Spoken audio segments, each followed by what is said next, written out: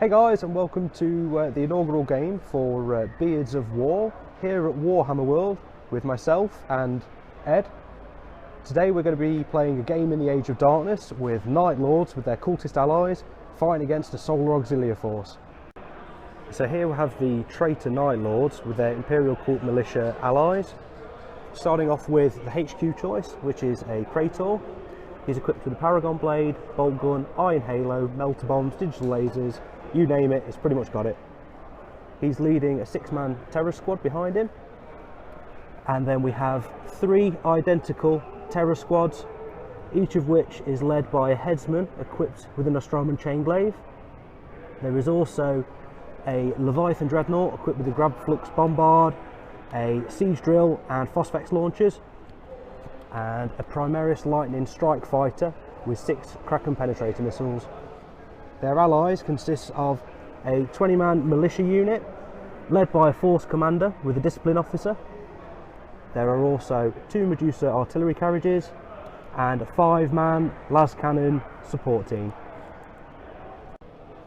Hi guys, Ed here. This is my Solar Auxilia Ash Scorpion force, which hopefully I should be taking to the Throne of Skulls this year. Leading our force today is my very bare naked legate. He's got some digital lasers and some melter bombs. He'll be riding in an armoured Dracosian with a squad of Velataris. We also have a second troop choice of some more Velataris and a Dracosian for them to sit in. I've taken some Lehman Rust incinerators with las cannons. I've taken for my heavy support today, I've taken a very nice Malcador, standard stock, nothing new, nothing shiny. I've also added to the army Malcador Infernus. This was a joy to put together and a joy to paint, but not as much fun as my Lightning Strike Fighter. Although it has 6 missiles, I've only been able to afford 4 today, so I'm hoping no one's going to notice there's 2 under the wing.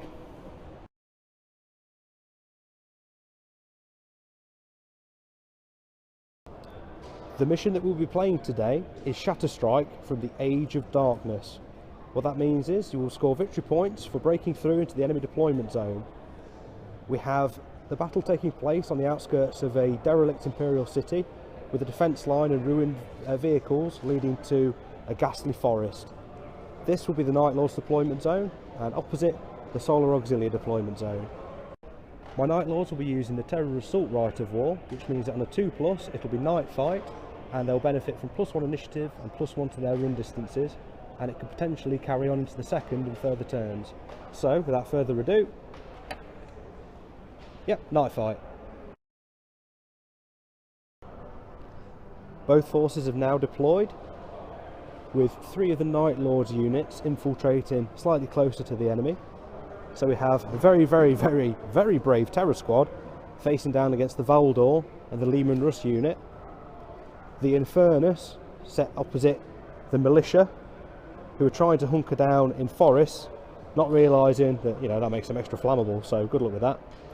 Whereas the vast majority of the Night Lords contingents have gone for a refused right flank, trying to head off the enemy troops choices, with 1 lucky terror unit completely out of line of sight, so literally a building away from the Dracosians.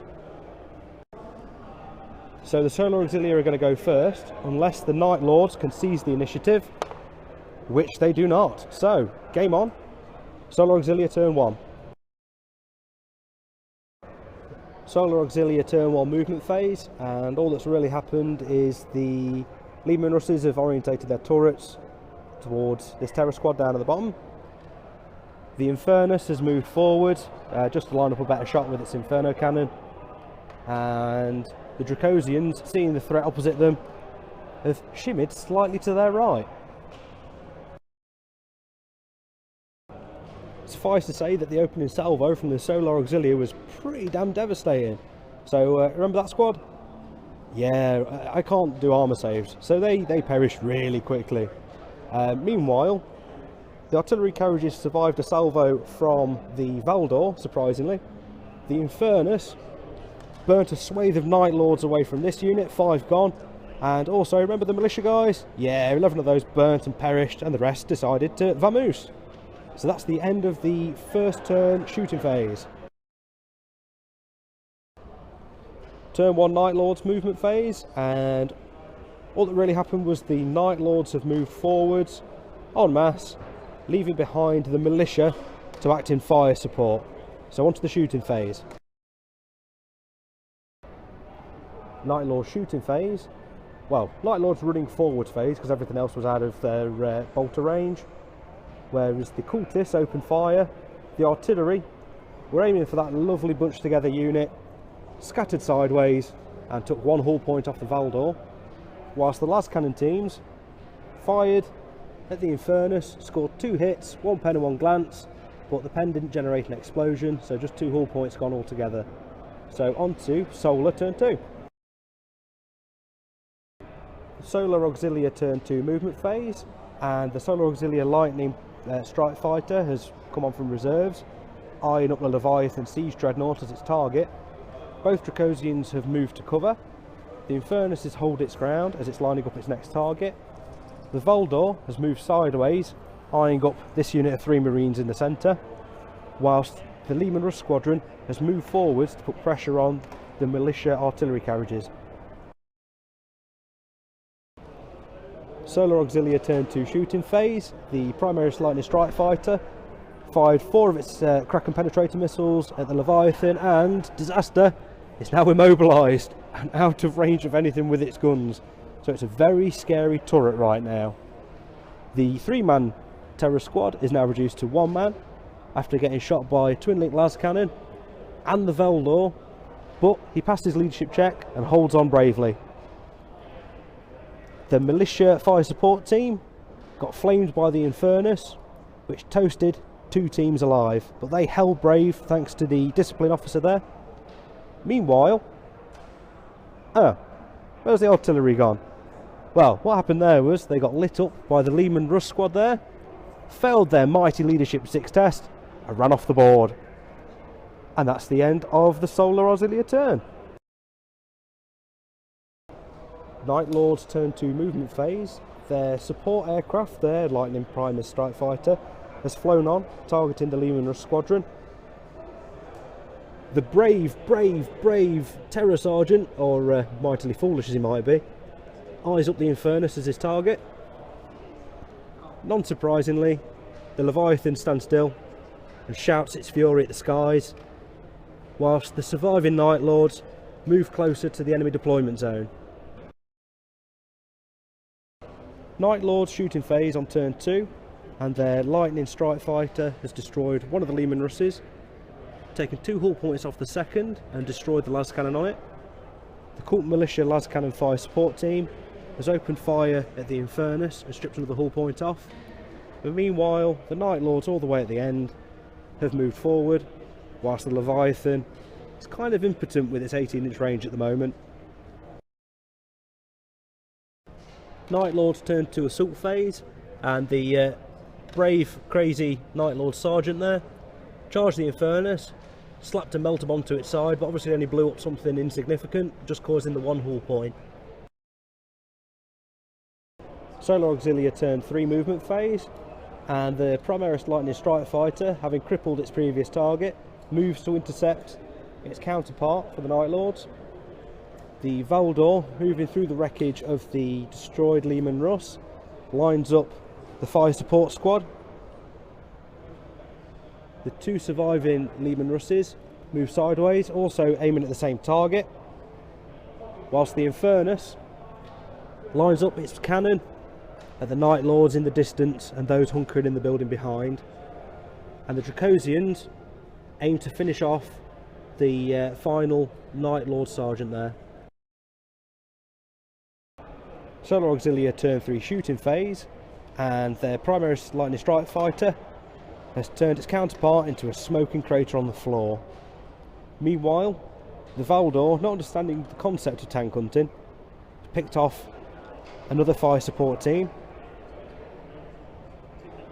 The lone hero of the Night Lords survived 2 twin link las cannon shots to the face, which then forced the Leman Russ support squad there to open fire and wipe him out, whilst the Infernus has thinned out the Night Lord's units even further. Night Lord's turn 3 movement phase, which was exceptionally short because there's not a lot left. The Praetor leading his 3 surviving Terror Squad members forwards, whilst the surviving Terror Squad at the back hunkers down in the building even further. Night Lord's turn 3 shooting phase, and the Cultist fire support team open fire once more at the Infernus, causing just 1 hull point again. Why won't it die? Solar Auxilia turn 4 movement phase, and in a beautiful rendition of steel shod ballet, the tanks have all moved around somewhat. The Dracosians eagerly leading the Night Lords on a merry chase, whilst the Infernus lines up another killer shot. Solar Auxilia turn 4 shooting phase, and the Leman Russ Squadron and the Infernus thinned out just 4 Marines that turn, 2 from each unit. And the Valdor, once again, hasn't got any targets of note. Tried to shoot at the support team here, and caused no damage.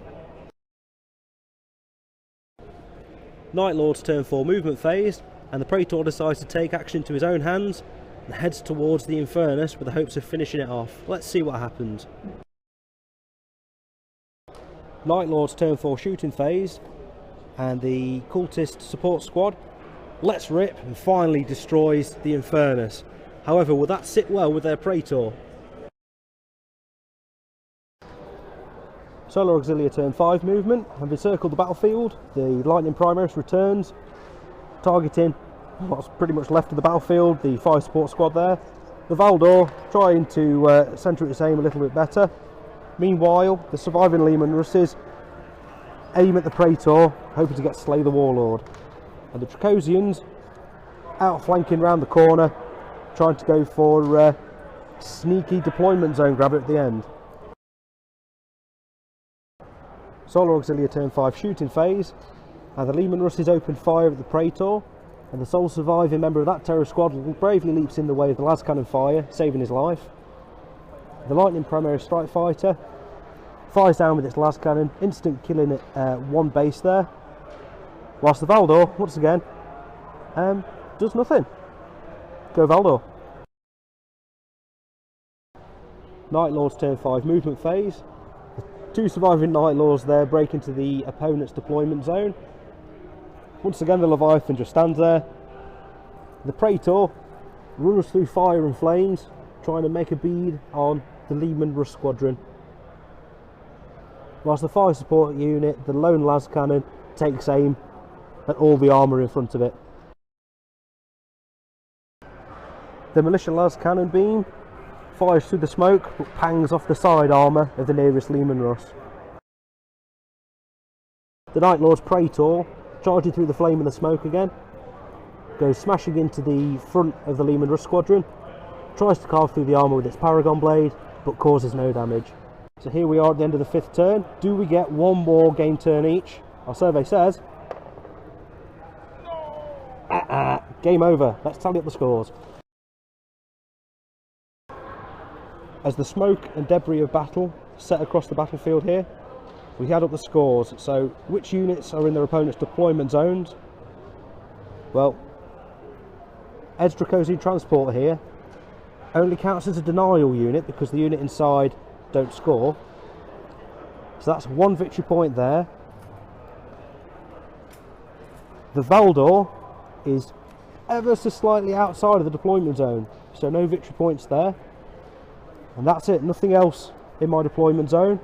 However, Ed has a heck of a lot more units left than I do, so he scores the attrition secondary objective for 2 victory points total. Meanwhile, all the way in the far corner of the battlefield, 2 lonely Night Lords are within the enemy's deployment zone. And because of the terror assault right of war, this terror squad are a troop's choice, and that makes them a scoring unit, which earns my player, me, 2 victory points. So, believe it or not, it's a draw. Edward, your thoughts? Shocking. So there we have it, folks. That's the end of our first battle report for Beards of War. Hope you enjoyed it. Learning points for myself, well, I feel like I brought a flensing knife to a gunfight, and against tanks that's not so very good. So feel free to leave some comments on where you think I should go next with the army. Probably some kind of ranged weapons would be a good idea, as all I had left at the end there was, you can see them, there we are, not a lot, whilst meanwhile, behold the gates of Valhalla and the casualties. So thank you very much for watching once again. If you liked the video, please leave a like, comment and subscribe to the channel. Thank you, bye.